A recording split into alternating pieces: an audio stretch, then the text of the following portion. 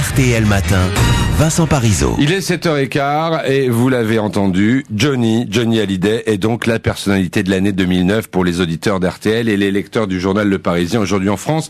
Le vote a eu lieu, c'est important, du 26 novembre au 9 décembre, c'est-à-dire avant que l'on ne prenne connaissance des ennuis de santé de Johnny. Bonjour Anthony Martin. Bonjour. Vous avez suivi Johnny en 2009. Il faut quand même retracer cette année extraordinaire entre le triomphe et la souffrance. Fin février, Johnny est de retour en France après 3 mois passés à Hong Kong pour tourner le film Vengeance de Johnny To. Son tour 66 doit démarrer en mai, mais à peine arrivé, il annonce les prolongations. On va enchaîner sur une tournée des Zéniths pour cet hiver, oui. Oh, ça m'ennuie un petit peu de finir en juillet, donc près de Sincère. C'est difficile d'admettre qu'il va y avoir le dernier concert, donc c'est bien de rajouter un peu. Il y a un peu de ça et je veux pas imaginer le dernier jour de la tournée, je pense qu'il y aura beaucoup d'émotions, mais je préfère pas y trop y penser. Ça ne peut pas finir comme ça, mais ça commence bien pour Johnny en 2009. Le 28 février, il empoche une victoire d'honneur aux Victoires de la musique et part dans la foulée répéter son tour 66 à Los Angeles.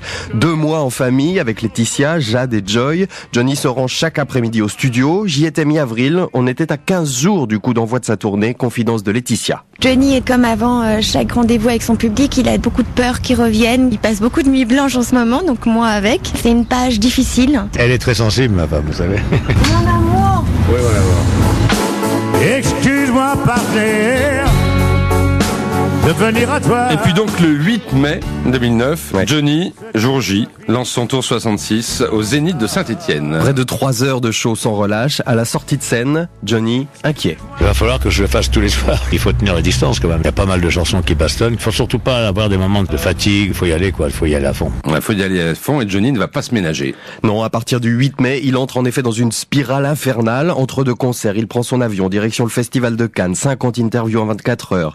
Pression non-stop puisqu'il enchaîne concert dans 20 stades en France et fin mai 3 soirs au Stade de France. Il craque sur scène devant 80 000 personnes.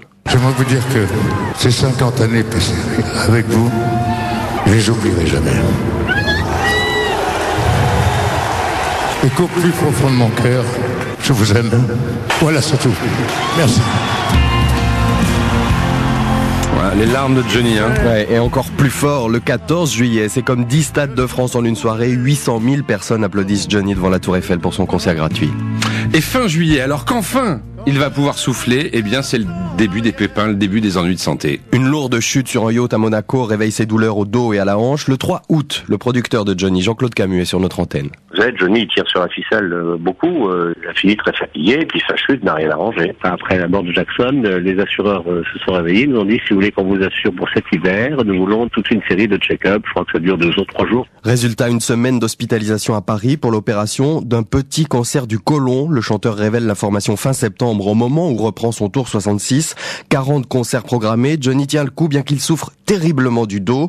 Il chante jusqu'au 22 novembre. Le 26, il se fait opérer d'une hernie discale par le docteur Delajoux à Paris. Et 5 jours après, il s'envole rejoindre femme et enfant en Californie. La douleur post-opératoire est telle que Laetitia le conduit en urgence à l'hôpital Cedars-Sinai de Los Angeles le 7 décembre. À 3 heures près, c'était le drame. On connaît la suite. Oui, fin de tournée, puisque la tournée est annulée. Et depuis quelques jours, on le sait, Johnny va mieux. Il a même écrit à son avocate, ma vie a totalement basculé, j'ai frôlé, j'ai côtoyé la mort.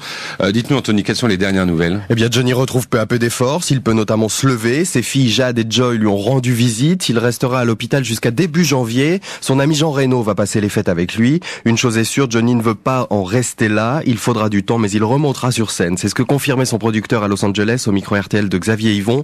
On écoute Jean-Claude Camus, puis parole à l'homme de l'année et à ses fans.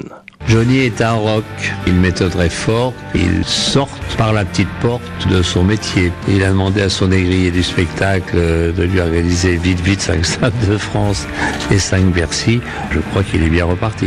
Il faut avoir de l'espoir. J'aime me retrouver sur scène, j'aime le métier que je fais et j'aime le public. Je me laisserai jamais abattre par quoi que ce soit. C'est un géant, c'est une star, c'est mon copain de tous les jours, c'est lui. Quand j'ai le stress, c'est Johnny qui me guérit.